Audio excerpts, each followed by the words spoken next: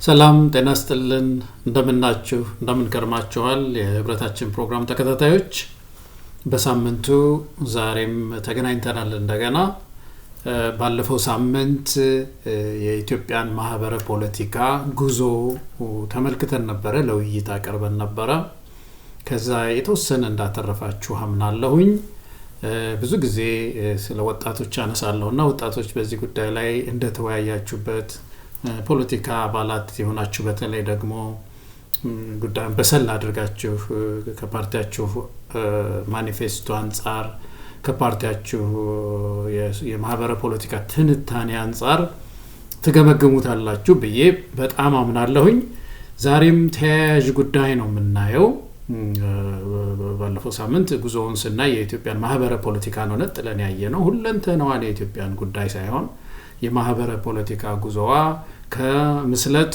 ወደ ኢትዮጵያ ትቅደም ከኢትዮጵያ ትቅደም ወይም ከኢትዮጵያ ፈርስት ወደ ብሔር ይቅደም ነው የተጓዝነው እና እነዚህ ጉዞዎች በጣም አደገኛ ጉዞዎች ናቸው የተጓዝነው በተለይ መጨረሻ ላይ ያለንበት የብሔር ይቅደም አስተምህሮ ብዙ መዋቅራዊ ግጭቶችን እንዳመጣብን ነው የተወያየነው ዛሬም እንግዲህ ከዛ ጋር የተያያዘ በተለይ ህገ መንግስቱን የተመለከተ ነው ህገ መንግስቱ የኢትዮጵያ ህገ መንግስት የብሔር ዶክትሪን ምንድነው የሚል ነው ዛሬ እንግዲህ አንድ ሶስት ንድፈ ሐሳቦችን እናያለን እነዚህ ሶስት ንድፈ ሐሳቦች የብሔር ንድፈ ሐሳቦች ናቸው በብሔር ምንነት ላይ የተሰጡ ሳይንሳዊ ትንታኔዎች ማለት ነው ብሔር ለመሆኑ ምንድነው ኤትኒሲቲ በእንግሊዘኛ ኤትኒሲቲ ይባላልና ምንድነው ኤትኒሲቲ የሚለው ላይ ሜጀር የሆኑ ዋና የሆኑ ሶስት አስተምህሮች ንድፈ ሐሳቦች አሉና ከነዛ ውስጥ የኢትዮጵያ ህገ መንግስት በየትኛው ላይ ነው የወደቀው የኢትዮጵያ ህገ መንግስት ብሔርን እንዴት ነው የሚረዳው እንዴት ነው የሚተነተነው ምክንያቱም የፖለቲካችን ዋና ጉዳይ ስለሆነ የኢኮኖሚ መስፈሪያ ስለሆነ የፖለቲካ ስልጣን መስፈሪያ ስለሆነ እዚህ ጉዳይ ላይ ጠበቅ አድርገን መወያየት በጣም አስፈላጊ ነው ባለፈው ሳምንት እንደነገርኳችሁ አንዳንዴ ጥይት በላያችን ላይ የዘነበ በብዙ ነውጥ ውስጥ መሃል ሆነን እነዚህ ሜጀር የሆኑ ጉዳዮች ላይ ውይይት ማድረግ ብልህነት ነው አስተዋይነት ነው አንዳንድ ጊዜ እየተታለልን ይሄ ይደርሳል እኮ ምንም ችግር የለም ምንም ሐሳብ ላይ አይደለም አሁን ትኩረታችን አሁን ሌላ ጉዳይ ላይ ነው ምንል ከሆነ በጣም አደገኛ አካሄድ ነው ሀገር እኮ ትልቅ ስብስብ እኮ ቤተሰብ እንኳን እቅድ ይጠይቃል ፕላን ይጠይቃል አብስሎ መወያየትን ይጠይቃል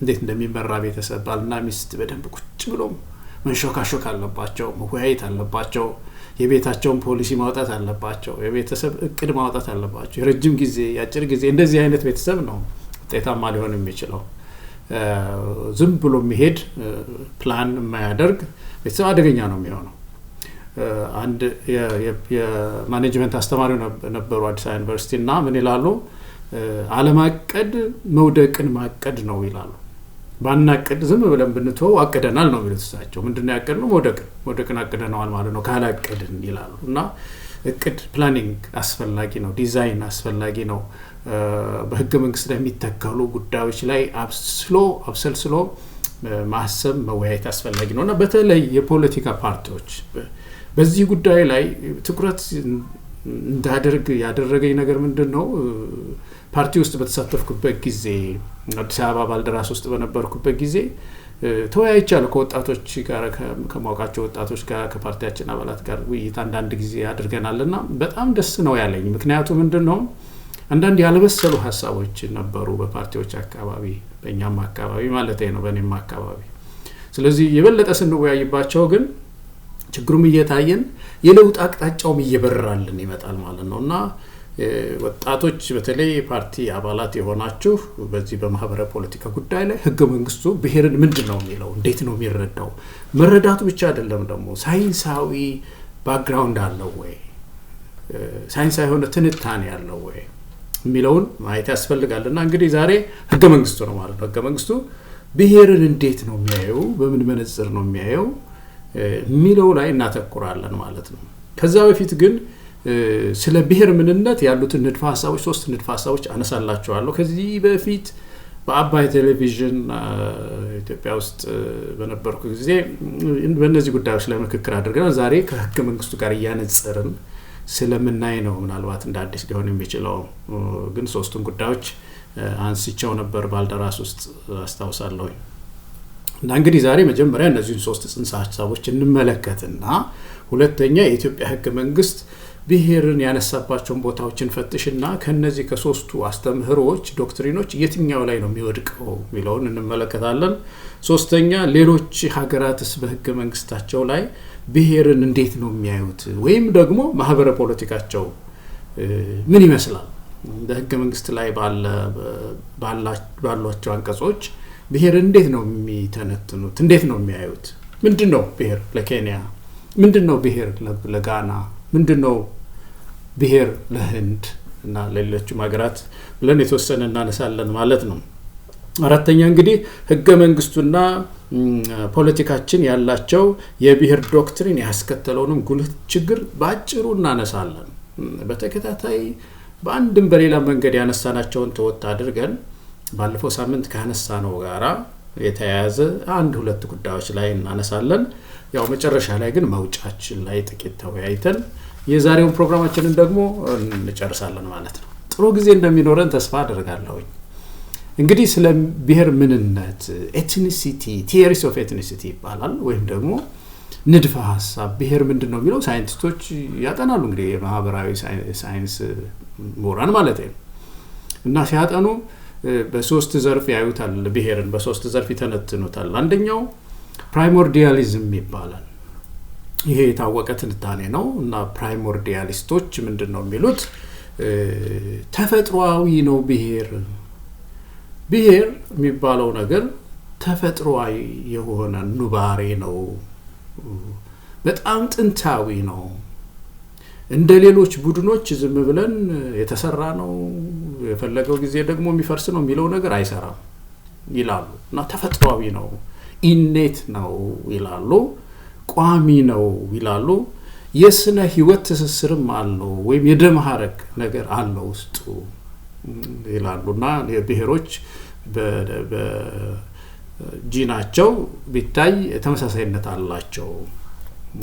ስለዚህ የደም ትስስርም ያለው ነው። ዝም ብሎ እንደው የቋንቋ ተግባቦት ጉዳይ ብቻ አይደለም። ግዛትም አለው፣ ሲሰፍር ራሱ ግዛት አለው፣ ቴሪቶሪ የሚባል ነገር አለውና ከመንግስት በፊት ነው።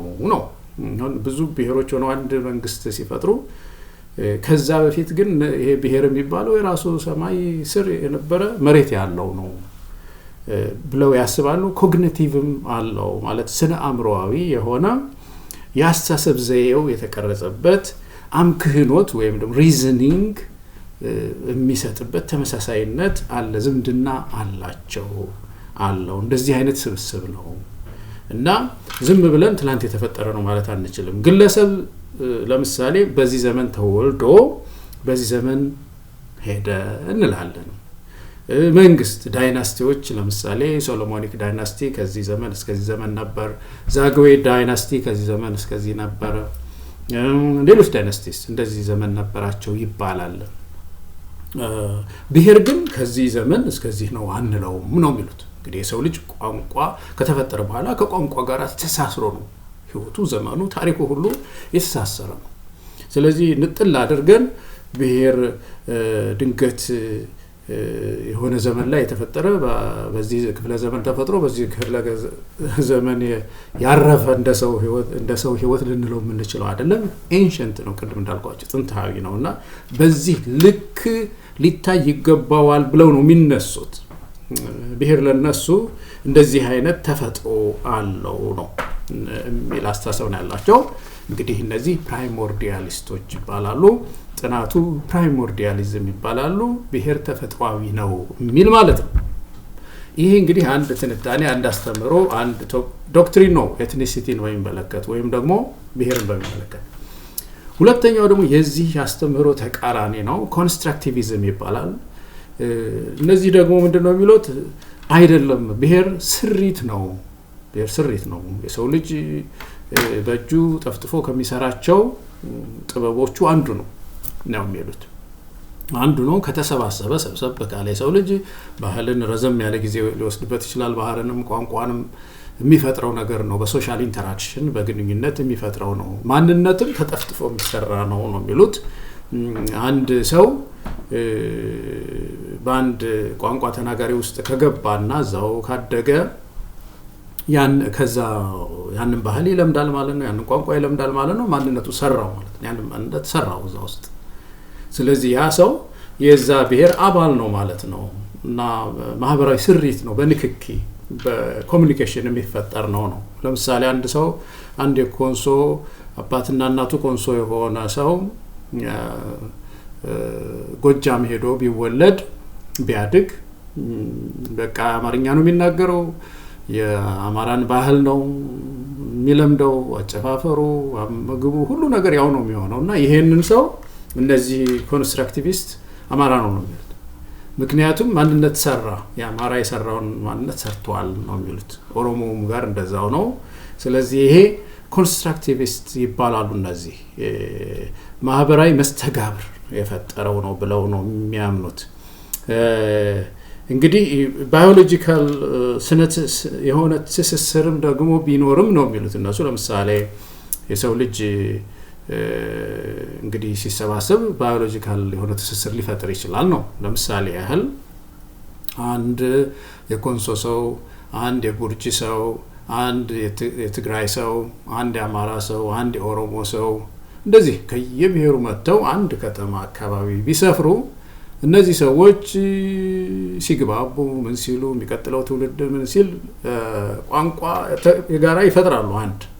ከዛ በኋላ ደግሞ መጋባት ይኖራል። እንግዲህ አብረው ሲኖሩ እርስ በርስ ሲታዩ መዋደድ ይኖራል።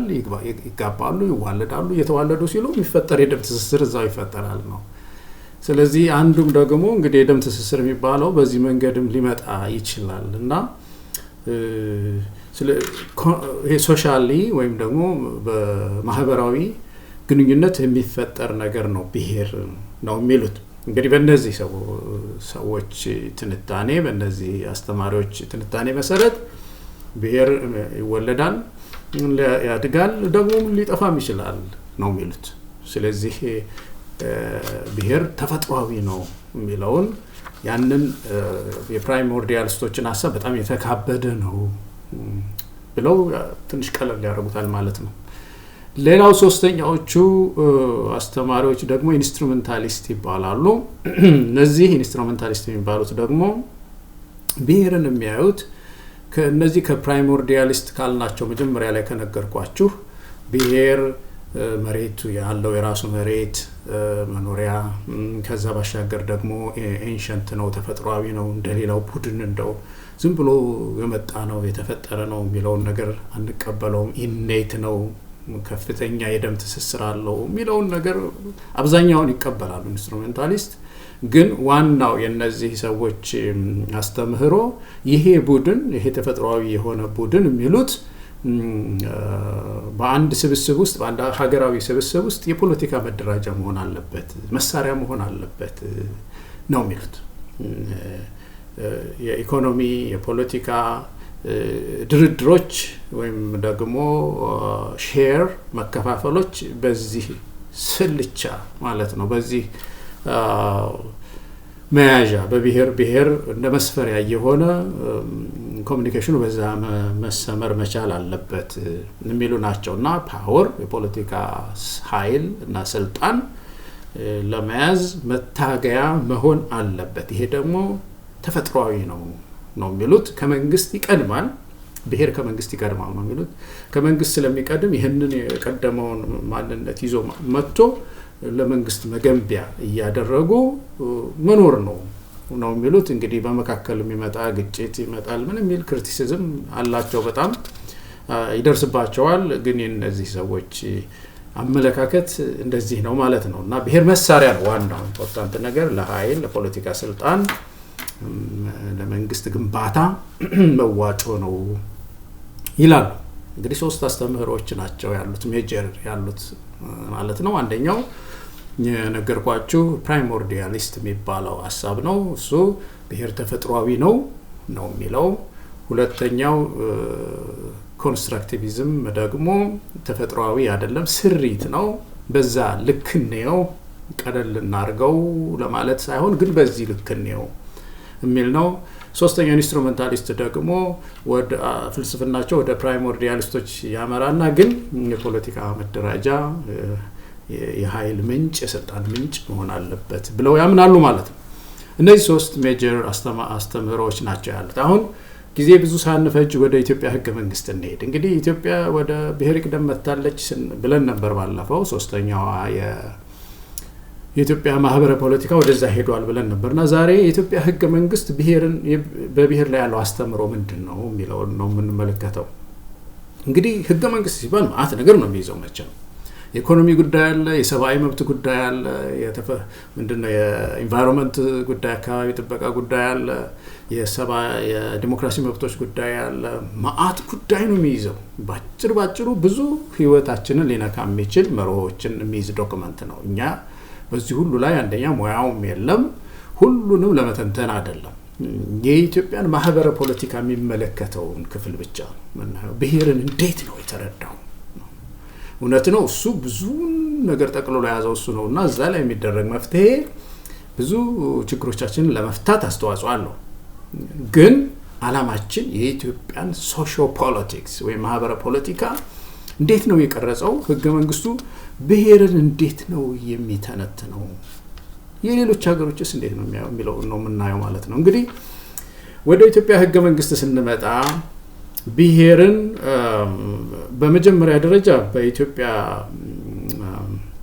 ህገ መንግስት መሰረት ሌላው ሀገር ኤትኒሲቲ እና ኔሽን የተለያየ ነው ኤትኒሲቲ ዝም ብሎ የቋንቋ ኮሚኒቲ ነው ኔሽን የሚባለው ግን የፖለቲካ ስብስብ ነው እኛ ሀገር በዚህ ህገ መንግስቱ መጀመሪያ ሲጀምር ኤትኒሲቲ ኔሽን የሚለውን የእንግሊዘኛ ኮንሴፕት ወይም ጽንሰ ሐሳብ ሁለቱንም ብሔር ነው የሚላቸው እና ከዛ ይጀምራል እና መግቢያው ፕሪአምብሉ ላይ እንግዲህ ሲጀምር ምንድነው የሚለው ብዙ ጊዜ የምናነሳው ነው እኛ ብሔረሰቦችና ህዝቦች ብሎ ይጀምራል እኛ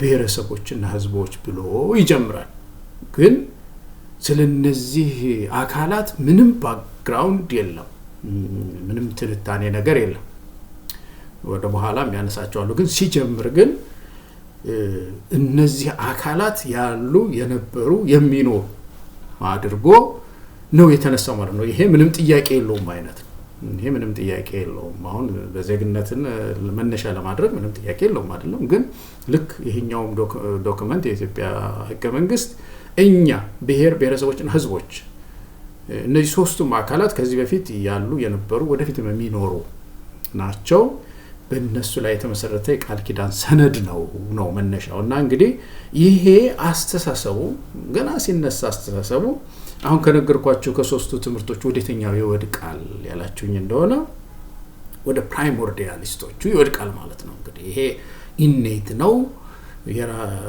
የራሱ መሬት ያለ የነበረ ነው የሚለውን አይነት ትምህርት ገና ሲጀምር ያስተጋባ አሁን የሌሎች ሀገሮች ዊዘ ፒፕል ይላሉ ይሄኛው ግን እኛ ብሔረሰብና ህዝብ ብሎ ሲጀምር ምንም ትንታኔ ባክግራውንድ ሳይሰጠን ነው ዘሎ ይሄንን የሚጀምረው እና እንግዲህ ይሄ የሚያሳየው ብሔረሰብና ህዝብ ኢኔት ናቸው ወይም ደግሞ ተፈጥሯዊ ናቸው ያሉ የነበሩ ወደፊት የሚኖሩ እንደማለት ነው እና ደግሞ የራሳቸው የፖለቲካ መደራጃ መሆን አለባቸው ሚሊ ኢንስትሩሜንታሊስት አስተምህሮን ይዞ ነው ገና ዱብ የሚለው ማለት ነው ፕሪአምብሉ መግቢያው ነው እንደዛ የሚለው ሁለተኛው ስለ ብሔር የሚናገረው ክፍል አንቀጽ 8 ነው አንቀጽ 8 ነው አንቀጽ 1 ላይ የኢትዮጵያ ብሔረሰቦችና ህዝቦች የኢትዮጵያ ሉዓላዊ ስልጣን ባለቤቶች ናቸው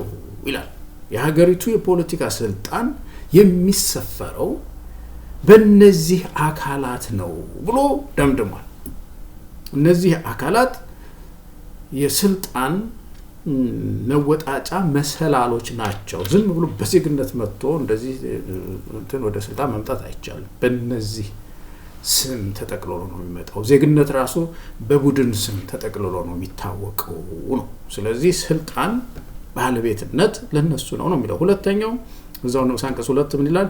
ይህ ህገ መንግስት የሉዓላዊነታቸው መገለጫ ነው ይላል። እንግዲህ የሉዓላዊነታቸው መገለጫ ነው ማለት እንግዲህ ይሄ ምን ጠቅሳቸው የብሔር መብት ብሎ ያስቀመጣቸው ቀጥሎ የምናያቸው በሙሉ ሁሉ ይሄ ነው ሉዓላዊነት ማለት ነው የሚለው። ብሔሮች ሉዓላዊ ናቸው፣ ኢትዮጵያ ሳትሆን ብሔሮች ሉዓላዊ ናቸው ነው የሚለው። እንግዲህ የፖለቲካ ስልጣን ከነሱ ነው የሚመነጨው ይላል። አንቀጽ 3 እዛው ላይ ምንድነው የሚለው? ሉዓላዊነታቸው የሚገለጸው ደግሞ በዚህ ህገ መንግስት መሰረት በሚመርጧቸው ተወካዮቻቸው በቀጥታ በሚያደርጉት ዴሞክራሲያዊ ተሳትፎ አማካኝነት ይሆናል ነው የሚለው። እንግዲህ አንዱ ካንዱ ያን ያህል የተለያየ ባይሆንም ግን በተለያየ አንቀጽ አስቀምጦታል። ዞሮ አንቀጽ 8 ዋናው ዓላማው ምንድነው? የምርጫ መሰላል በዜጎች ላይ ሳይሆን በቡድን ማንነት ነው ወይም በብሔር ላይ ነው የሚለውና ብሔርን የሚያየው ብሔር ራሱ ኢንስትሩመንት ነው። ቅድም ያልኳቸው ኢንስትሩሜንታሊስት ምንድነው የሚሉት? የስልጣን መወጣጫ መሰላል ነው ብለው ነው የሚያምኑት። ስለዚህ ወደዚህ ትምህርት ይወድቃል ማለት ነው። ወደ ኢንስትሩሜንታሊስት ፕራይሞርዲያሊስት ሆኖ ግን ወደ ኢንስትሩሜንታሊስት ይወድቃል ማለት ነው። አንቀጽ 8 ያየ ነገር ነው። ከዛ ቀጥሎ አንቀጽ 39 ነው። አንቀጽ 39ን ያያችሁ እንደሆነ ንዑስ አንቀጽ 1 ማንኛውም የኢትዮጵያ ብሔረሰብና ህዝብ የራሱን እድል በራሱ የመወሰን እስከ መገንጠል ያለው መብቱ በማናቸው መልኩ ያለ ገደብ የተጠበቀ ነው ይላል። እንግዲህ ያስተሳሰብ ብሔርን ተፈጥሯዊ የሆነ መንግስት አድርጎ ከማሰብ የሚመነጭ ነው። ማንኛውም የኢትዮጵያ ብሔረሰብ ይገነጠላል ሲል አካል አለው ማለት ነው። የሚገነጠል የራሱ የሰራው ማለት ነው። እንግዲህ ትናንሽ መንግስት ነው ማለት ነው። ራሱ መንግስት ሆኖ ግን ከሌሎች መንግስታት ጋር የጋራ መንግስት ፈጥሮ የሚኖር ነው።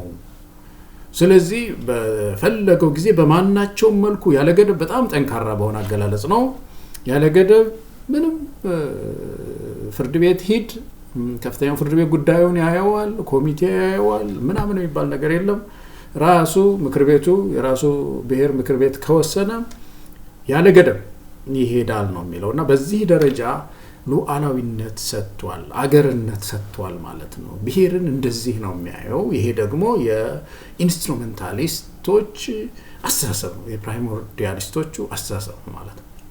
ፕራይሞርዲያሊስቶቹ ፖለቲከኛ ሲሆኑ ኢንስትሩሜንታሊስት ነው የሚሆኑት እና የዚህ የኢንስትሩሜንታሊስት አስተሳሰብ ነው አንቀጽ 39 ማለት ነው። ንዑስ አንቀጽ 3 እዛው ላይ አንቀጽ 39 ላይ ምንድነው የሚለው? ማንኛውም የኢትዮጵያ ብሔረሰብ ህዝብ ራሱን የማስተዳደር ሙሉ መብት አለው ነው የሚለው። ራስ ነው የኢትዮጵያ ራሶች ዜጎች አይደሉም። ራስነት ስልጣን ያላቸው የራስነት መብት ያላቸው ብሔሮች ናቸው። ህዝብ እና ብሔረሰብና ህዝብ ናቸው ነው የሚለው። ይህ መብት ብሔረሰቡ ህዝቡ በሰፈረበት መልክዓ ምድር ቅድም ያልኳቸው የፕራይሞርዲያሊስቶች የኢንስትሩሜንታሊስት አስተሳሰብ ነው። መልክዓ ምድር ራሱን የሚያስተዳድር መንግስታዊ ተቋም የማቋቋም እንዲሁም በክልልና በፌደራል አስተዳደሮች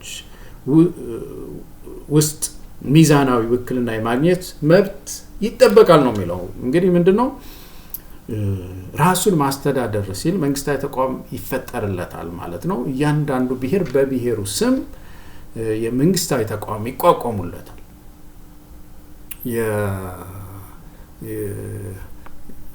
ወደ ደቡብ ብትሄዱ ብዙ ብሔሮች አሉ። እንግዲህ እያንዳንዱ ብሔር የስልጤ ሊሆን ይችላል፣ የስልጤ ፖሊስ ይኖራል፣ የስልጤ ፍርድ ቤት ይኖራል፣ የስልጤ አቃቢ ህግ ይኖራል፣ የስልጤ የመንግስት መስሪያ ቤቶች አሉ፣ ትምህርት ቢሮ ይኖራል።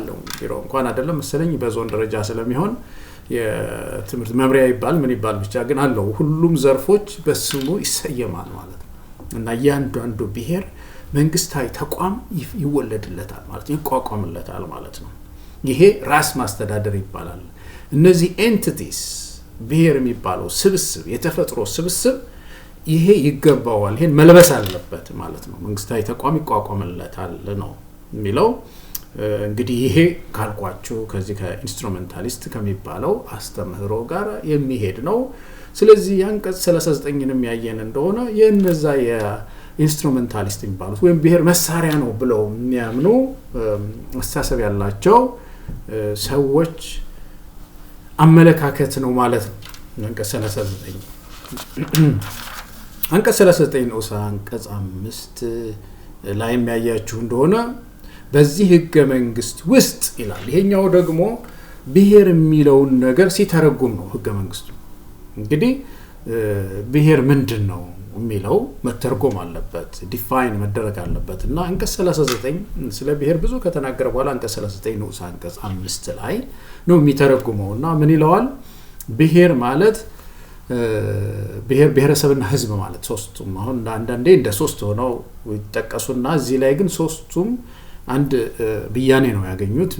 ምን ይላል? ብሔር ብሔረሰብና ህዝብ ማለት ከዚህ ቀጥሎ የተገለጸውን ባህሪ የሚያሳይ ማህበረሰብ ነው ይላል።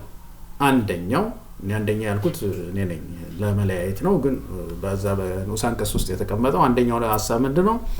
ሰፋ ያለ የጋራ ጠባይ የሚያንጸባርቅ ባህል ወይም ተመሳሳይ ልምዶች ያሏቸው ይላል። ብሔር የሚባለው እንግዲህ የጋራ ጠባይ ማሳየት አለበት። እንግዲህ ጠባይ የአመጋገብ ጠባይ ሊሆን ይችላል፣ አመለካከት ጠባይ ሊሆን ይችላል እና ጠባይ እንግዲህ ዲፋይን አልተደረገም፣ ብቻ ግን የጋራ ጠባይ ያላቸው ባህል ያላቸው ተመሳሳይ ልምድ ያላቸው ይላል። ሁለተኛው ሊግባቡበት የሚችሉት የጋራ ቋንቋ ያላቸው ይላል። እንግዲህ ሊግባቡበት የሚችሉት ቋንቋ ያላቸው መሆን አለባቸው። ቋንቋ ብሔር ወይም ብሔረሰብ ወይም ህዝብ ለማለት አንዱ መስፈርት ነው ማለት ነው። ሌላው የጋራ የተዛመደ ህልውና አለን ብለው የሚያምኑ ይላል። እንግዲህ የተዛመደ ህልውና ሲል እንግዲህ ያው ህልውናችን እጣፈንታችን አንድ ነው ብለው በዛ ኪንሺፕ ወይም ደግሞ በዛ መጣበቅ ውስጥ ያሉ ማለት ነው። ቅድም እንዳልኳችሁ ይሄ ብለድ ላይን የሚባለው ወይም የደም ሐረግ አለ ብለው ያምናሉ እነዚህ ፕራይሞርዲያሊስቶች እና ከዛ ጋር የተያያዘ ይመስላል። አራተኛው የስነ ልቦና አንድነት ያላቸው ይላል። እንግዲህ ሳይኮሎጂካል የሆነ ጉዳይ ነው። እንዴት ሜዠር እንደሚደረግ ባላውቅም ግን ስነ ልቦና አንድነትም ያላቸው ናቸው ብሔር ማለት ይላል። ይሄም እንግዲህ ኮግኒቲቭ ከሚለው ጋራ ቀደም ካነሳ ነው ጋር የተያያዘ ነው። እነዚህ ፕራይሞርዲያሊስቶች የሚያነሱት አስተምህሮ ላይ የተገለጸ ነው ይሄ። ሌላው በአብዛኛው በተያያዘ መልክዓ ምድር የሚኖሩ ናቸው። ቅድም ያነሳ ነው እዛ ፕራይሞርዲያሊስቶች የሚሉት እና እነዚህ ኢንስትሩሜንታሊስቶች የሚሉት ነው ማለት ነው። ስለዚህ ይህንንም ጉዳይ አንቀጽ 39 በሙሉ ያየን እንደሆነ በአጠቃላይ የአንቀጽ 39 ፍልስፍና ብሔር ተገንጥሎ መሄድ ይችላል። ብሔር የራሱ በስሙ ተቋም መንግስታዊ ተቋም ሊፈጠርለት ይገባል። አንቀጽ 8ም ደግሞ የስልጣን መሰላል ነው የሚለውን በአጠቃላይ ስናይ ቅድም ባነሳነው ትምህርት ላይ የሚወድቅ ነው ማለት ነው። አንቀጽ 40ም ስለ ብሔር ይናገራል። አንቀጽ 40 ስለ ብሔር ይናገራል እና ንዑስ አንቀጽ 3ን ያያችሁ እንደሆነ የገጠርም ሆነ የከተማ መሬትና የተፈጥሮ ሀብት ባለቤትነት የመንግስትና የህዝብ ብቻ ነው ይላል። መሬት የማይሸጥ የማይለወጥ የኢትዮጵያ ብሔሮች ብሔረሰቦች ህዝቦች የጋራ ንብረት ነው ይላል። የጋራ ንብረት ነው፣ ፕሮፐርቲ ነው፣ የግል አይደለም። መሬት የኢትዮጵያ ብሔር ብሔረሰቦችና ህዝቦች ነው የሚለው እንግዲህ መሬትን ኦን ያደርጋሉ ብሔሮች ለማለት ነው። አንቀጽ 6 ያንኑ ያስረግጣል። የመሬት ባለቤትነት የኢትዮጵያ ብሔሮች ብሔረሰቦችና ህዝቦች መሆኑ እንደተጠበቀ ሆኖ መንግስት ለግል ባለሀብቶች በህግ በሚወሰን ክፍያ በመሬት የመጠቀም መብታቸው ያስከብርላቸዋል፣ ዝርዝሩ በህግ ይወሰናል ይላል። ስለዚህ መሬት እንግዲህ የብሔር ብሔረሰቦችና ህዝቦች ነው ማለት እያንዳንዱ ብሔር በሰፈረበት አካባቢ ባለበት አካባቢ የራሱ መሬት የራሱ ነው ማለት ነው። ያ መሬት የራሱ ማለት ነው፣ ይዞ የሚገነጠለው እሱን ነው ማለት ነው። ይህም ከዛ ትምህርት ጋራ የተያያዘ ነው። አንቀጽ 47 ንዑስ አንቀጽ 2 ላይ በዚህ አንቀጽ ንዑስ አንቀጽ 1 የተመለከቱት ክልሎች ውስጥ ስለ ክልል ይናገራል። ክልል የተናገረበትን ክፍል ነው ያነሳው። በዚህ አንቀጽ ንዑስ አንቀጽ 1 የሚለው የክልሎችን ጉዳይ ያነሳ አንቀጽ አለ። እሱንም ሪፈር እያደረገ ነው። የተመለከቱት ክልሎች ውስጥ የተካተቱት ብሔሮች፣ ብሔረሰቦች፣ ህዝቦች በማንኛውም ጊዜ የራሳቸውን ክልል የማቋቋም መብት አላቸው ይላል። እንግዲህ ለምሳሌ ደቡብ ውስጥ እንደምታውቁት አሁን 4 ክልሎች ናቸው መሰለኝ ያሉት። እነሱ በየቤታቸው ብዙ ብሔሮች አሏቸው። ነጠላ የሆነ ክልል የለም። አማራ ክልል የተወሰኑ ሌሎች ብሔሮች አሉ፣ ትግራይ ክልል አሉ፣ ቤንሻንጉል ጉሙዝ 5-6 የሚሆኑ አሉ፣ ጋምቤላ እንደዚሁ 5-6 የሚሆኑ አሉ እና ሁሉም ክልሎች ብሔሮች አሉ በውስጣቸው በዚህ ህገ መንግስት ቋንቋ የተገለጸውን ባህሪ ያሟላሉ የተባሉ ማለት ነው።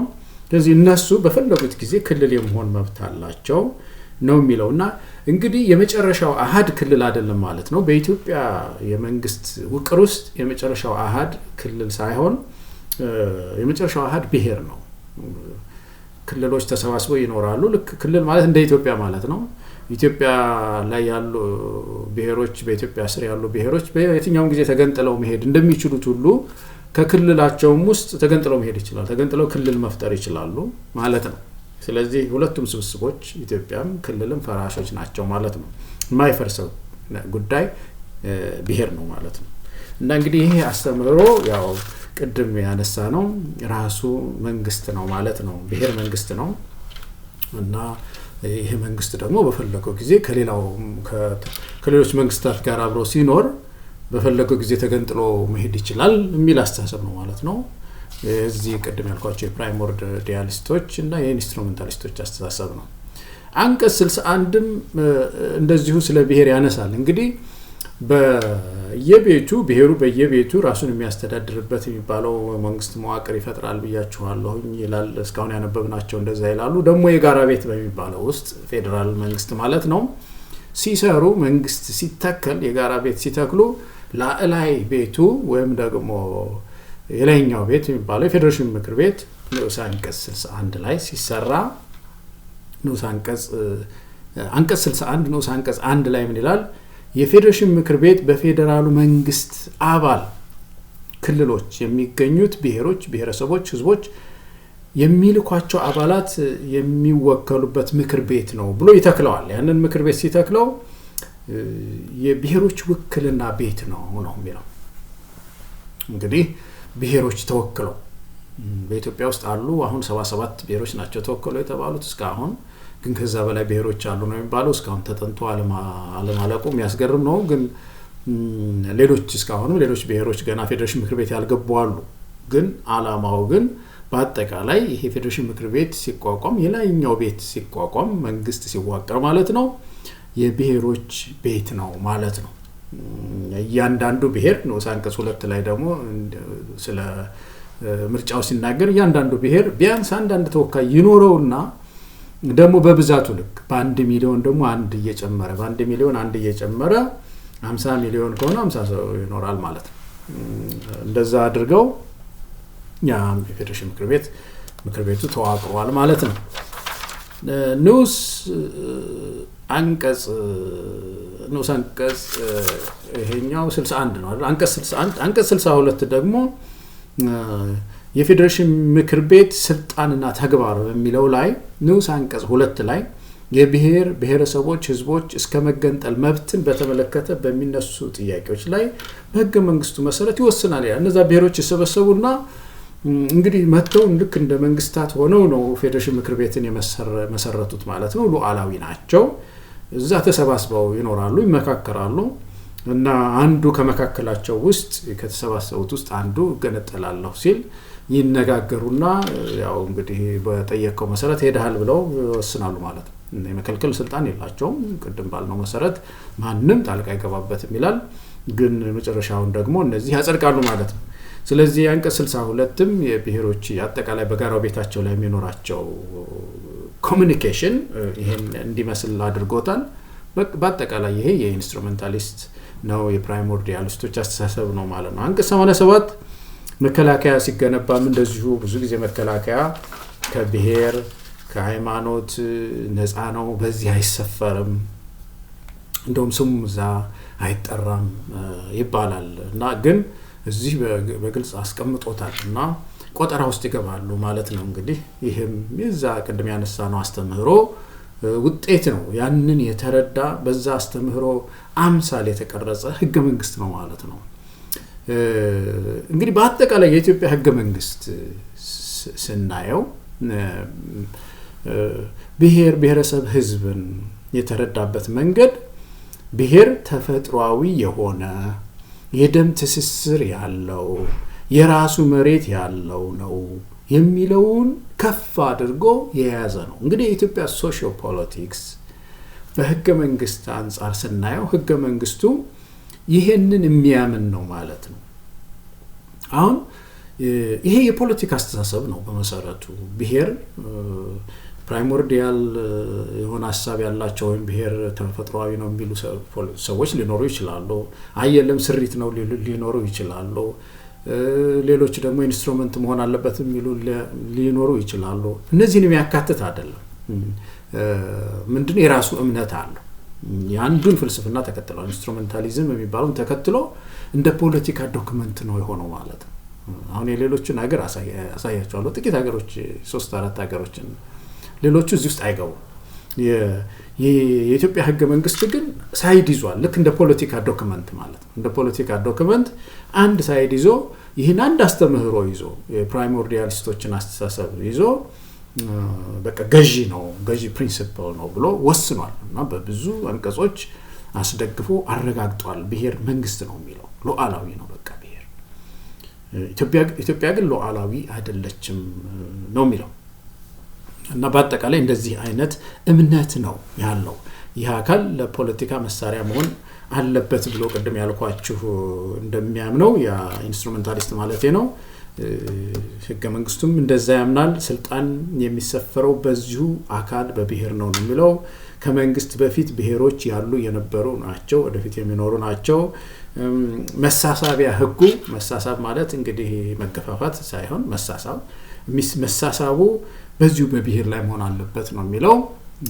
ማንነት ሳቢ ህግ ነው ማለት ነው። ወደ ክልሉ ወይም ወደ ብሔሩ አስተዳደር ሌሎች አካባቢ ተፈናጥረው ይሄዱ ከዛ መኖሪያ ቦታ ወጥተው ሌላ ቦታ ጎጆ ቀልሶ የመጡትን ሁሉ ይስባቸዋል። ወደዚህ ወደ ሆምላንድ ወደሚባለው ወደኔና የሚል ሳቢ በኢንቨስትመንት ስም በምን ስም የተማሩ ልጆችንም ቢሆን እዛ ሄደህ ለምን ታገለግላለህ? አንተ ከምባታ ሆነህ ትግራይ ሄደህ ምን ትሰራለህ? እና እነዚህ እንትናትን አታክም እንዴ ዘመዶችህን የደም ትስስር አለ እኮ እዛ የሚል ትምህርት አለው ማለት ነው። ስለዚህ መሳሳቡን በአጠቃላይ በዛ ላይ ያደረገ ነው ማለት ነው። እና በአጠቃላይ የኢትዮጵያ ሶሺዮ ፖለቲካ ቅድም እንዳልኳችሁ ኢኮኖሚ አናይም፣ ሌሎች ጉዳዮች ማህበራዊ ሰብአዊ መብት ጉዳይ አናይም፣ ፖለቲካ ጉዳይ አናይም ብያቸዋለሁ። የኢትዮጵያ ኮንስቲቱሽን የኢትዮጵያ ህገ መንግስት ከማህበረ ፖለቲካ አንፃር ብሔርን እንደዚህ ነው የሚረዳው፣ እንደዚህ ነው የተማረው። ይሄ ትምህርት የግለሰብ በሆነ እሺ፣ ግን በቃ በዚህ የማያምን ሰው ሊኖር ይችላል፣ ግን ይህን መቀበል አለበት ነው። ይሄ ትልቁ ችግር። አሁን ህገ መንግስት ብዙ ጊዜ እንደዚህ አይነት አንድ አስተምህሮ ላይ ተንጠልጥሎ፣ አንድ ትንታኔ ላይ ተንጠልጥሎ፣ አንድ ሳይንስ ላይ ተንጠልጥሎ አይቀረጽም። ለምሳሌ ሃይማኖት ትንታኔ አለ። የክርስትና አመለካከት አለ፣ የሙስሊም አመለካከት አለ፣ የፕሮቴስታንቱ ይኖራል፣ ሌሎች ሃይማኖቶች አመለካከቶች አሉ። ከነዛ ውስጥ አንዱን መርጦ ህገ መንግስት ቢያደርገው ገዢ መርሆ ቢያደርገው ሌሎችን በሙሉ ያገላቸዋል። እነዚህ ሃይማኖት አስተምህሮች እነሱን ሁሉንም በየፊናቸው የሚያስተናግድ ሴኩላር የሆነ ዶክመንት ነው መሆን ያለበት። የብሔር አስተምህሮም እኮ እንደዛ እኮ ነው። ሳይንስ ብዙ ነው ያለው፣ የተለያዩ ሳይንስ አመለካከቶች አሉ፣ ገና ተጠንተው ያላለቁ አሉ። እያንዳንዱ አስተምህሮ የራሱ ጥሩ ጎን ደግሞ በጣም አደገኛ ነገርም አለው። አሁን በተለይ ኢንስትሩሜንታሊስት የሚባለው አስተሳሰብ ዛሬ በጣም ነው የሚረገመው። በብዙ ሀገሮች ወንጀል ነው የሚባለው። ብሔርን መሳሪያ አታድርጉት ነው። ለመንግስት ማቋቋሚያ የሚሆን ለፖለቲካ ፓርቲነት አትጠቀሙበት፣ አትነካኩት፣ ሃይማኖትንም እሱንም ነው የሚባለው በሌላው ዓለም። ጥቂት ሰዎች ጥቂት ፈላስፋዎች ያሉትን ተከትሎ ህገ መንግስት ካደረግነው ከባድ ግጭት ነው የሚፈጠረው እና የኢትዮጵያ ሶሻል ፖለቲካ እንግዲህ በህገ መንግስቱ አንፃር ህገ መንግስታችን ያለው አስተምህሮ በዚህ የሚገለጽ ስለሆነ በጣም አደገኛ ነው። እስቲ እንደው ጥቂት የሌሎች ሀገሮችን አንድ 3 ሀገሮችን ላንሳ እንዳይበዛ ጊዜም በጣም ወስጄ እንዳላሰለቻችሁ ጥቂት ሀገር ብቻ ላንሳ። እናንተም ደግሞ በውይይታችሁ እንዳልኩት በተለይ ፖለቲካ ውስጥ ያላችሁ ወጣቶች ተሰባስባችሁ ይሄን እንደምትወያዩበት አምናለሁና የብዙ ሀገሮች ማየት ትችላላችሁ። ለምሳሌ ህንድን እንመልከት። የህንድን ያነሳሁት ብዙ ጊዜ የብሔር ፓርቲዎች እዛም አሉ የሚል ነገር ስላለ ጥሩ ምሳሌ ሊሆን ይችላል ብዬ ነው። ህንድን፣ ኬንያን እና ጋናን እናንሳ። ለምሳሌ ህንድ በዓለም ላይ ካሉ ህገ መንግስቶች ትልቁ ህገ መንግስት ወይም ብዛት ያለው ማለት ትልቅ ዶሴ ነው። የህንድ ነው አንደኛ ከዓለም እና በዚህ ውስጥ በጣም የሚያስገርማችሁ ነገር ብሔር ወይም ኤትኒሲቲ የሚል ቃል አንድም የለም። ቃሉ አልተገለጸም። ቋንቋ ነው የሚገለጸው። የቋንቋ አያያዛቸውን በተመለከተ ብሔራዊ ቋንቋችን ምን መምሰለ የዩኒየን ቋንቋ ነው የሚሉት እነሱ። የዩኒየን ቋንቋችን ሂንዱ ነው። ሌሎች ቋንቋዎች እንዴት እንደሚያዙ ትንታኔዎች ያቀርባል። የቡድን መብቶች በተለያየ መንገድ ተቀምጠዋል። ግን ኤትኒሲቲ የሚለው ብሔር የሚለውን ግን ብዙ ብሔር ያላት ሀገር ናት እንደምታውቁት ህንድ አንድም አልተቀመጠም። እና ምንድነው ያደረጉት እነሱ እኛ ብሔረሰብና ህዝብ ብለን ስንነሳ ህገ መንግስት ስንጽፍ እነሱ ደግሞ we the people of India ነው ያሉት። ስለዚህ ማህበረ ፖለቲካ የህንድ ማህበረ ፖለቲካዋን ስንመለከት ለአስተዳደር እንዲመች አንዳንድ ቦታዎች ላይ በዛው አካባቢ አንድ ብሔር በመንለው እኛ የሰፈሩትን ራሳቸውን እንዲያስተዳድሩ ያደረገቻቸው አንዳንድ ቦታዎች አሉ።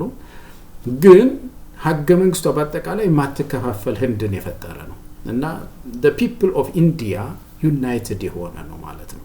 ከሃይማኖትም ከብሔርም ከምንም የተውጣጣ ማንኛውም የህንድ ሰው we the people of India ብሎ ነው ቃል የገባው። እና የዚችን ሀገር ማህበረ ፖለቲካ ያየን እንደሆነ ብሔርን የሚያዩት ህንዶች ብሔርን የሚያዩት ከፖለቲካ ነጥለው ነው ማለት ነው። እንደ አጠቃላይ ህገ መንግስታቸውን ያየን እንደሆነ ህገ መንግስታቸው የሚረዳው እንደዛ ነው። ህገ መንግስታቸው የሃይማኖት መብት የብሔር መብት መከበር አለበት። ነገር ግን people የሚለው እኛ ጋር people የሚባለው ወይም ህዝብ የሚባለው የፖለቲካ ስብስብን አይደለም። እኛ ብሔረሰብና ህዝብ የሚለው እኛ ጋራ ህዝብ የሚለው የፖለቲካ ስብስብ አይደለም። የተለያየ ሃይማኖት የተለያየ ባህል ወይም የተለያየ ብሔር የመጡ ሰዎች አንድ ላይ ተሰባስበው የሚፈጥሩት ስብስብ አይደለም ህዝብ። በኢትዮጵያ ሁኔታ ህዝብ የሚባለው የራሱ ቋንቋ ያለው የራሱ መልክዓ ምድር ያለው የራሱ ብሔር የሆነ ማለት ነው ህዝብ የሚባለው። እዚህ ግን ብሔር ዘለል ነው። ማንኛውም ሰው ተሰባስቦ በሐሳብ ከተስማማ ህዝብ ይባላል። አጠቃላይ ደግሞ ህንድ አንድ የፖለቲካ ማህበረሰብ ናት ማለት ነው። ስለዚህ የህንድ ትንታኔ ህንድ ህገ መንግስት እንደዛ ነው። እንዳልኳችሁ በዚህ ሰፊ ህገ መንግስት ውስጥ ብሔር የሚል ስም አንድ ማለት አልተጠቀሰም። ኬንያ ውስጥ ያየን እንደሆነ ኬንያ አንድ 15 ጊዜ የሚሆን መለስተኛ ዶክመንት ነው የኬንያ ህገ መንግስት። አንድ 15 ጊዜ ብሔር የሚል ስም ተነስቷል። እና ግን ሲጀምር የኬንያ ህገ መንግስት ሲጀምር we the people of Kenya ወይም ደግሞ እኛ የኬንያ ህዝብ ነው የሚለው። እኛ የኬንያ ህዝብ ሲል እንግዲህ ማህበረ ፖለቲካውን ያሳያል። ማህበረ ፖለቲካው ምን ማለት ነው? ከሃይማኖትም ከብሔርም ከሌላም ተውጣተን በዜግነት ላይ የተመሰረተ ኬንያ በኬንያዊነታችን ላይ የተመሰረተ አንድ ህዝብ ሆነናል ነው the people we the people of Kenya ማለት እኛ የኬንያ ህዝብ ማለት ነው። እኛ የኬንያ ህዝብ እንግዲህ ግን ስለ ብሔር እንዳልኳቸው 15 ጊዜ አንስቷል። መግቢያው ላይ ምንድነው በብሔር ያለንን ብዝሃነት እናከብራለን የሚል ስለ ብሔር ሲያነሳ ቻፕተር 4 4 ላይ ደግሞ ምንድነው የሚለው ቻፕተር 4 ላይ ስለ መብት ሲያነሳ በጾታ በብሔር ወዘተ መድሎና ማግለል እንዳይኖር መርሆችን አስቀምጧል። ብሔርን የጠቀሰው በብሔሩ ሰው በብሔሩ መገለል የለበትም። የትኛውንም ስራ ሲሰራ ይሁን ሐሳቡን ሲያካፍል በብሔሩ ወይ በሃይማኖቱ ሰው ሊገፋ አይችልም ኬንያ ምድር ውስጥ ከሚል ነው ብሔርን የጠቀሰው። ቻፕተር 5 ላይም እንደዚሁ ስለ መሬት ያነሳ ምን አድርገዋል ቻይና ማነው ኬንያውያን መሬትን ግለሰብ ይይዛል። ግለሰብ የራሱ መሬት አለው ኬንያ ውስጥ መንግስትም አለው መንግስትም ይይዛል። ኮሚኒቲስ የሚሏቸው ደግሞ አሉ። እንግዲህ ኮሚኒቲስ ሲባል ብሔርም ሆኖ ለምሳሌ የግጦሽ ቦታ ሊሆን ይችላል ወይም ደግሞ የባህል ቦታ ሊሆን ይችላል። አንድ ብሔር የባህላዊ ክንውኖችን ሊያደርግ የሚፈልግበት ቦታ ሊኖረው ይችላል። በዛ መንገድ መሬት ኦን ሊደረግ ይችላል። ከዛ ውጭ ግን ይዞት የሚገነጠለው ቅድም ያልነው የፕራይሞርዲያሊዝም የኢንስትሩሜንታሊዝም አስተሳሰብ በዚህ በኬንያ ዶክመንት ውስጥ አታዩትም። እና የህንድ ህገ መንግስት እንዳልኳችሁ ከዚህ ፕራይሞርዲያሊስት አይደለም ኢንስትሩሜንታሊስትም አይደለም። ኬንያም ያያችሁ እንደሆነ እንደዛ አይደለም። ፓርላማውም ሲገነባ ይላል ለምሳሌ ሴቶች፣ አካል ጉዳተኞች፣ ማይኖሪቲስ ወይም አነስተኞች ማለት ነው በቁጥራቸው እነሱን ሁሉ አካታች እንዲሆን መደረግ አለበት ነው የሚለው። ከዛ ባሻገር ግን በዘር መደራጀት፣ በብሔር መደራጀት፣ በሃይማኖት መደራጀት ኬንያ ውስጥ የተከለከለ ነው። ስለዚህ የኬንያ ሶሺዮ ፖለቲካ በህገ መንግስቷ ላይ ያለው የህገ መንግስቷ ብሔርን የሚረዳው እንደዚህ ነው ማለት ነው። ብሔር ጌጣችን ነው ይላሉ፣ ብዝሃነት ጌጣችን ነው ይላሉ፣ ክብራችን ነው ይላሉ ኬንያውያን። ነገር ግን ራሱን እንደ አንድ አገር አናየውም፣ ራሱን ብሔርን እንደ አንድ መንግስት አናየውም። ይሄ ልዕልና አልተሰጠውም። ይሄ ሶቨርኒቲ የምንለው እኛ ጋር ሉዓላዊነት አንሰጥም ለሱ። ይሄንን ኬንያ ወስደዋለች፣ ኬንያ ወስዳለች፣ ኬንያ ተረክባለች። ሉዓላዊነትን ኬንያ ይዛለች። ምንድነው መሬት አጠቃላይ መሬትን ደግሞ ኬንያ ወስዳለች። ስለዚህ ያንን ለብሔሮች አንሰጥም።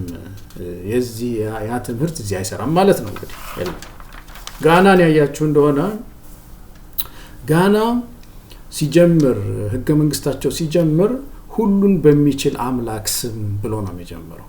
ሁሉን በሚችል አምላክ ስም we the people of Ghana ነው የሚለው። እኛ የጋና ህዝብ ነው የሚለው። ህዝቦች ህዝብ we the people of Ghana። እንግዲህ ልክ እንደ ሌሎቹ ማህበረ ፖለቲካው እዚህ ጋራ ምንድነው ማለት ነው ብዙ ብሔር ነው ያለው ጋና ውስጥ እንደምታውቁት። ግን የተባበረን አንድ ህዝብ ነን ከፖለቲካ አንፃር ማለት ነው። አንድ ሉዓላዊ ህዝብ ነን። ሉዓላዊነትን አንሰጥም ለማንም። ብዙ ብሔሮች አላችሁ እዚህ ጋና ውስጥ ግን ሉዓላዊነት የላችሁም። ሉዓላዊነት የጋና ነው። ጋና ወስደዋለች እሱን። ለጋና በፈቃደኝነትም ሰጥተናል ነው የሚሉት። እንግዲህ ብሔር ወደ 4 ጊዜ አካባቢ ነው የተነሳው ጋና ውስጥ። ጋና ህገ መንግስት ውስጥ 17 ቁጥር 17 ላይ ነጻነት እኩልነት አለ። ጋና ውስጥ ነጻነትና እኩልነት አለ። ማግለል ደግሞ ወንጀል ነው የሚለው ላይ ቻፕተር 17 ማለት ነው አንቀጽ 17 ነው አንቀጽ 2ኛ እንደምንለው ዜጎች በብሔራቸው አይገፉም ነው የሚለው። ብሔርን እንግዲህ የገለጸው በዚህ ነው። ሌላው የጋናዊነት መንፈስ የሚል አንድ አስገራሚ ነገር የጋናዊነት መንፈስ ለጋና ታማኝ የመሆን ጉዳይ ከሌሎች ማንነቶች ሁሉ በላይ ነው የሚለው። ከብሔር ከሌሎች ማንነቶች ሁሉ በላይ ይሄ ጋናዊነት መግነን አለበት ነው የሚለው። እና እንግዲህ ይሄ ነው ሴክሽን 2 ላይ ፖለቲካል ፓርቲስ የሚባል አለ። እንግዲህ ሴክሽን 2 ላይ ንዑስ አንቀጽ 4 ላይ ደግሞ በብሔር በሃይማኖት በሌሎች ማንነቶች ላይ መደራጀት አይቻልም፣ ፖለቲካ ፓርቲ ብሔራዊ ጠባይ ሊኖረው ይገባል ይላል የጋና ህገ መንግስት። ስለዚህ የጋና ማህበረ ፖለቲካ ወይም ደግሞ ይሄ ቡድንን የሚያዩበት መነጽር እንደዚህ ነው። ቡድን ለነሱ ልንንከባከበው የሚገባ የጌጣችን መገለጫ ግን የፖለቲካ መደራጃ ግን መሆን የለበትም። ይሄ የኢንስትሩሜንታሊስት አስተምህሮ የፕራይሞርዲያሊስት አስተምህሮ እዚህኛው ውስጥ የፖለቲካ ሐሳብ ሆኖ ህገ መንግስታችን ውስጥ ሊገባ አይችልም ብለው ከልተውታል ማለት ነው። እንግዲህ ከዛ ደግሞ አንድ ሀገር ልጨምርላችሁ። በዓለም ላይ በብሔር ብዛት አንደኛ የሆነችውን ሀገር ብቻ ልጨምር፣ ከዛ በኋላ አላሰለቻችሁም። በዓለም ላይ በብሔር ብዛት አንደኛ የሆነችው ፓፓዋ ኒው ጊኒ ትባላለች። ወደ 800 ቋንቋ ነው ያለው። ቋንቋ በቋንቋ የሆነች ሀገር ናት። ትንሽ ሀገር ናት፣ ግን በጣም ብዙ ቋንቋ ነው ያላት። ይገርማቸዋል። እና ህገ መንግስቷ 800 ብሔር ይዛ ህገ መንግስቷ ብሔርን 2 ጊዜ ነው የገለጸው። አንደኛው ብዝሃነት ማካተት ይገባል ኢኳሊቲ ኤንድ ፓርቲሲፔሽን የሚለው አንቀጽ ላይ በቃ ብዝሃነት ወሳኝ ነው የሚል ነው። ሁለተኛው ለብዝሃነታችን እውቅና እንሰጣለን የሚል አንድ ቦታ ተነስቷል። ከዛ ውጪ ሌላ የለም። እና የዚች ሀገር የማህበረ ፖለቲካ የህገ መንግስቷ አስተምህሮ እንግዲህ ብሔር 800 ብሔር 800 ቋንቋ ልንንከባከበው የሚገባ ጌጣችን ነው፣ ግን የፖለቲካ መደራጃ ሊሆን አይችልም። በጊኒነት ይመስለኛል እንደዛ መሰለኝ ፓፓዋ ኒው ጊኒነት ላይ የተመሰረተ ብሔራዊ ፓርቲ ነው የሚኖረን። በዛ ስር እንሰባሰባለን፣ ግን ባህላችን ቋንቋችን እየጠበቅን ደግሞ የምንኖርበት ስርዓት ገንብተናል የሚል ነው። እንግዲህ ብዙ ሀገሮች እንዳልኳችሁ በተለይ እናንተ የፖለቲካ ፓርቲዎች የሀገራችን ከዚህ ጉዳይ መውጣት ስላለባት እባካችሁ ፓርቲዎች በደንብ ይሄን ነገር የውይይት መድረክ እያዘጋጃችሁ ተወያዩበት እና ብዙዎችን ሀገሮች እዩዋቸው፣ አጥኗቸው እና ሀገሮች እንግዲህ ከነዚህ ከሶስት የብሔር አስተምህሮች ይርቃሉ በአብዛኛው ማለት ነው። እንግዲህ ምንድነው አንድ ነገር አለ። አንድ ጥያቄ ላንሳላችሁ። ምንድነው ጥያቄው? እነዚህ ሶስት አስተምህሮች አሁን በኢኮኖሚክስ ውስጥ ለምሳሌ በኢኮኖሚክስ ውስጥ የተለያዩ የቲዮሪስ አሉ እንደምታውቁት፣ የኢኮኖሚ ፖሊሲ ስናወጣ ማለት ነው። እንግዲህ ወደ አንዱ የሚወድቅ ልንከተል እንችላለን፣ ፓርቲዎች ሊከተሉ ይችላሉ። ነገር ግን ይሄ የብሔር ትምህርት ግን የዘር ትምህርት ግን አንዱን መከተል በጣም አደገኛ ነው። ፖለቲክስ ከነዚህ ከሶስቱም መውጣት ነው ያለበት። ይሄን ነገር እንድትወያዩበት ነው አንዱ በጣም እንደው ኢንሲስት ማደርገው የፖለቲካ ፓርቲዎች በተለይ አንድ ፖለቲከኛ ብሔር ስሪት ነው፣ የተፈጠረ ነው፣ ተፈጥሮ የሚያድግ ነው፣ የሚሞት ነው፣ ወይም ደግሞ አይደለም ብሔር ኤንሸንት ነው፣ እነዛ ፕራይሞርዲያሊስቶች እንደሚሉት ማለት ነው። ኤንሸንት ነው፣ ተፈጥሮ አይደለም፣ ከሰው ልጅ ህይወት ጋር የተያያዘ ነው፣ ከቋንቋ እና የሰው ልጅ እንደማይለያየው ታሪኩ እንደማይለያየው እንደዛ ነው የሚል ትምህርት ውስጥ እዚህ ውስጥ መግባት ኢንስትሩመንት ነው የሚለው ትምህርት ውስጥ መግባት የለም። ትንታኔዎቻችን ውስጥ ይሄ መግባት የለበትም። ፖለቲከኛ ስንሆን ማለት ነው። ሂስቶሪያንስ፣ እነዚህ የታሪክ ሰዎች፣ አንትሮፖሎጂስቶች፣ ሌሎች ሰዎች ይተንትኑ። ብሔር እንደዚህ ነው ይበሉት፣ ምን እንደዚህ ነው ይበሉት። ፖለቲከኛ ግን ይሄንን ዳራ እያደረገ ይሄን ትንታኔ እየሰጠ ፖለቲካ ማስተማር የለበትም። ይሄ ነው ትልቁ የፖለቲካችን ኪሳራ።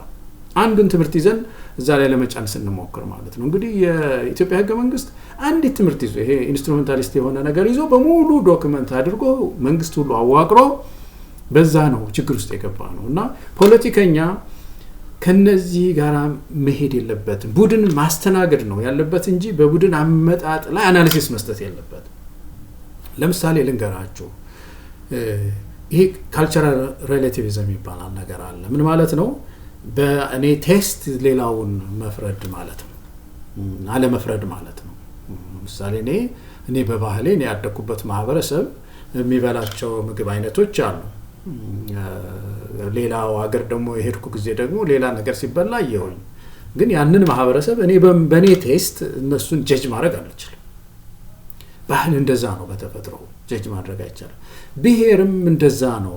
ትንታኔዎቻችን አንድን ብሔር ከዚህ ነው የመጣው፣ ቋንቋ ከዚህ ነው የመጣው፣ ታሪክ ይሄን ይመስላል እና ከዚህ የተነሳ ፖለቲካው ይሄን መምሰል አለበት የሚል ድምዳሜ አደገኛ ነው። ብሔሮች፣ አንዳንዶቹ ብሔሮች እግዚአብሔር ነው የፈጠረኝ የሚሉ አሉ። ለምሳሌ አይሁዳውያንን ብትወስዱ፣ የኢትዮጵያን አይሁዳውያንን ብትወስዱ፣ እነሱ አሁን እንደ አንድ ግሩፕ እንደ አንድ ቡድን አንድ ፖለቲከኛ ተነስቶ አጥንቻለሁኝ፣ መጽሐፍ ቅዱስንም አየሁት፣ ይሄኛውንም አየሁት፣ በአንትሮፖሎጂም አየሁት፣ ስሪት ናችሁ እናንተ ሶሻል ኮንስትራክት የሚባለው እንትኑ ስሪት ናችሁ ቢላቸው እነሱ አይደለንም ነው የሚሉት። እነሱ ምንድን ነው የሚሉት? በአብርሃሚክ ኮቨናንት ስር ይላሉ አይሁዳውያን በአብርሃም ቃል ኪዳን ስር የተሰባሰበን ህዝብ ነን ይላሉ። የለም አይደላችሁም፣ ስሪት ናችሁ፣ ቋንቋችሁ ከዚህ ነው የመጣው፣ ከዚህ የቋንቋችሁ ዘር ከዚህ ቋንቋ ጋር የተገናኘ ነው ምናምን ብሎ አንድ ፖለቲከኛ ትንታኔ ውስጥ ከገባ ያ ማህበረሰብ ጋር ተጋጨ ማለት ነው። ትግራይ ብሔር አመጣጡ ይሄ ነው ትንታኔ ከሰጠን በኋላ ከሌላው ብሔር በዚህ ይለያል ምናምን ብሎ ፖለቲካ መስራት። አማራው እንደዚህ ነው፣ ሶሻሊ ኮንስትራክት ነው፣ የለም ኢኔት አለው በጣም ኤንሽንት የሆነ ነው የሚል ክርክር ከፖለቲከኞች መጠበቅ የለበትም። ይሄ ነው የፖለቲካ ኪሳራችን። አብዛኛው እንደዚህ አይነት ትንታኔ ውስጥ ፖለቲከኞች ፓርቲዎችም አንግባ ነው። በማኒፌስቶአችን ውስጥ ይህን ለመተንተንና አንዱን ለመከተል ወይ ብሔር ስሪት ነው ብሎ መነሳትም የለም ደግሞ ስሪትም አይደለም ተፈጥሯዊ ነው ብሎ መነሳትም ፖለቲከኛን የሚመለከተው ጉዳይ አይደለም ነው ማለት። እኛን ፖለቲከኞችን የሚመለከተን ያንን ቡድን የሚጠይቀውን መብቱን ማስጠበቅ፣ መደራጃ የፖለቲካ መደራጃ እንዳይሆን ማድረግ ግን መብቱን ማስጠበቅ ነው። ሃይማኖትንም እኮ እንደዛው እኮ ነው። ሃይማኖት ስብስብን የተሰራህ እንለው እሱ እግዚአብሔር ነው የፈጠረኝ ስብስብ ነው ካለ መብቱ ነው በቃ። በዛ ላይ ትንታኔ አንሰጥም እና ይሄ አንድን ትምህርት ይዞ ያንን የፖለቲካ መሳሪያ ለማድረግ የምንሄድበት መንገድ ነው አደጋ የፈጠረው። ብዙ ኮንስቲቲዩሽንስ ብዙ ህገ መንግስቶች አሁን ከዚህ ስለወጡ ነው ግጭት የቀነሱት።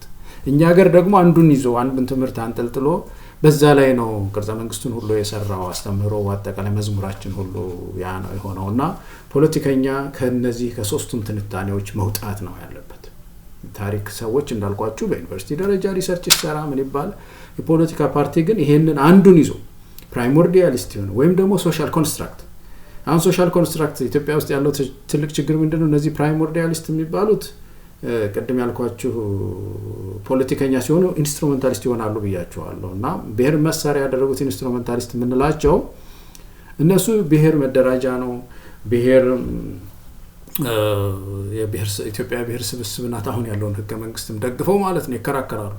እነዚህ ሶሻል ኮንስትራክት ደግሞ የሚሉት ምንድናቸው? ብሔር ስሪት ነው ይሉና የተፈጠረ ነው ብሔር ወደፊትም ሊጠፋ የሚችል ነው፣ አርጎባ እኮ ጠፍቷል እንደዚህ ወዘተርፈ ብለው ለማሳመን ይሞክራሉ። አሁን የነዚህ ሁለቱ ምሁራን ያስተምህሮ ግጭት ሀገረ መንግስቱ እንዲረጋጋ ያደርገው።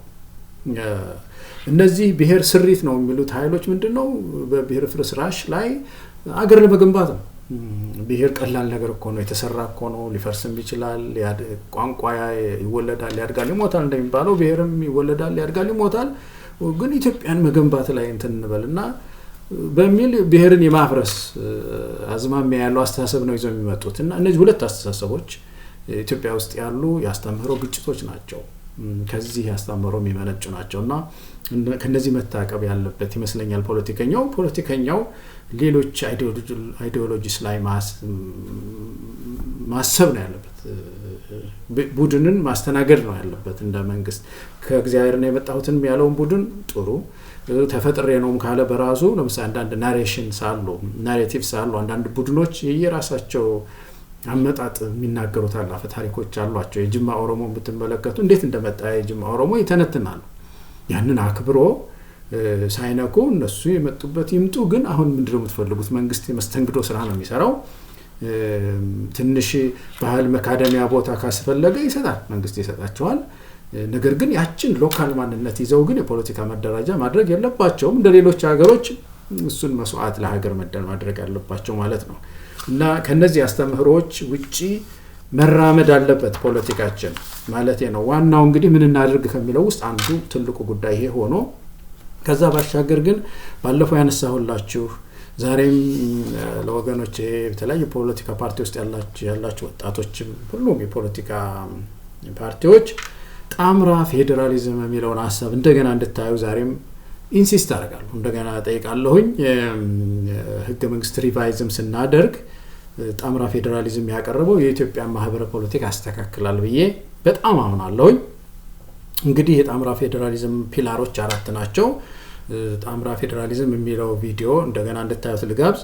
የጋራ እሴት አለ፣ መቅረጽ አለ፣ የግልና የቡድን መብት ያክብር የሚያከብር ህገ መንግስት መቅረጽ ሁለተኛው ነው። የጋራ እሴት መቅረጽ ስንል እንግዲህ ሁላችንን ሊያግባባ የሚችል የጋራ እሴት አለ። እሱን ቀርጾ መርሆ ማድረግ ነው። ያ ለአንድነታችን ይጠቅመናል፣ እንደ ግሉ ይሆናል፣ እርስ በርስ ያያይዘናል። ህገ መንግስታችንም የቡድንም የግለሰብን መብት እንዲያከብር ማድረግ ነው። ባለ ሁለት የፌዴራል ስርዓት መፍጠር ነው። ይሄንን እዛ ላይ በቪዲዮ ላይ ተመልከቱት። ቋንቋን በሚመለከት የቋንቋ ዘርፍ ያነሳሁትንም ተመልከቱት። ሁሉን ቋንቋዎች ለህገ መንግስት እውቅና መስጠት ይቻላል። የኢትዮጵያ ሀብት ብሎ ያ ደግሞ ሪኮግኒሽን ያመጣል፣ ሴንስ ኦፍ ቢሎንጊንግነስን ያመጣል። ሁሉንም ቋንቋዎች በታችኛው እርከን ላይ ኦፊሻል ማድረግ ይቻላል። የጋራ መግባቢያ ቋንቋም ደግሞ በስምምነት መምረጥ የግድ ነው። የቋንቋ ተቋማትንም ብዙ አካዳሚስ በመክፈት ቋንቋዎቻችንን ልንጠቀም እንችላለን። ይሄ በጣም ወሳኝ ነው። በመጨረሻ ባለፈው ሳምንት አንድ ያሳየኋችሁ አንድ የሆነ ስዕል ነገር ለማሳየት ሞክሬ ምንም አልታየም። በኋላ ቪዲዮውን ሳየውና እኔም ስዕል ጎበዝ አይደለሁም። በዛ ምክንያትም ነው ላይቱ ብርሃኑም ጥሩ ስላልሆነ ነው መሰለኝና በአጠቃላይ አሁን ያለው ኮንስቲቱሽናችን ህገ መንግስታችን በአጠቃላይ የብሔር ቅደም ዘመን ውስጥ ስንገባ ቅድም ያልኳቸው ኢንስትሩሜንታሊስት የሆነ የብሔር አስተምህሮ ያለው ፖለቲካው ስንገባ እያንዳንዱ ኢትዮጵያ ውስጥ ያሉ በሺህ የሚቆጠሩ ቀበሌዎች፣ ወረዳዎች በዚህ ራስን በራስ ማስተዳደር ውስጥ 3 እንደውም ዛሬ ሲቆጥሩ 4 ሆነ ይገርማቸዋል። 4 ህዝብ ፈጥሯል። የተለያየ 3 ብዬ ነበረ። ዛሬ ሌላውን ደግሞ ሳጠና ለካ 4 ነው። የሚያስገርም ነገር ነው በጣም ነው። 4 ህዝብ ፈጥሮብናል። ላሳያችሁ ባለፈው ጊዜ ያሳየኋችሁን ዛሬ ይታያል ብዬ አስባለሁ። መቼም ይሄ የምታዩትን እንዳልኳችሁ ስዕል ጎበዝ አይደለሁም፣ ለማሳየት ነው ይሄንን ሞከርኩት። ይኸው እቺ መሀከል ላይ ያለች አስኳል እንበለው ወይም ብሌን አለች። ከዛ ቀጥሎ ደግሞ ሌላ አለ፣ ይሄኛው ደግሞ አለ፣ መጨረሻ ላይ ጠርዝ ደግሞ ይሄኛው አለ። እንግዲህ ይሄኛው አንድ ብሔር ራስ ማስተዳደር ሲባል በዛ ራስ ማስተዳደር ውስጥ አይደንቲቲ ፖለቲክስ ማንነት ፖለቲካ ሲጀመር ቶሎ ብሎ ኒውክሊየር ማንነት ይፈጥራል ብያችኋለሁ። ዋናው ኦሮሞ ማን ነው? አሁን ኦሮሞ የፖለቲካ መደራጃ ሲሆን ኦሮሞነት የክልል ሲይዝ በፌዴራሉ ውስጥ ውክልና የሚሰጠው በኦሮሞነት ነው ተብሎ ሲነሳና አንድን ህዝብ ኦሮሞ ከዚህ ወደ አንተ ኦሮሞ ነህ ሲባል ቶሎ ብሎ የሚመጣው ነገር ምንድነው?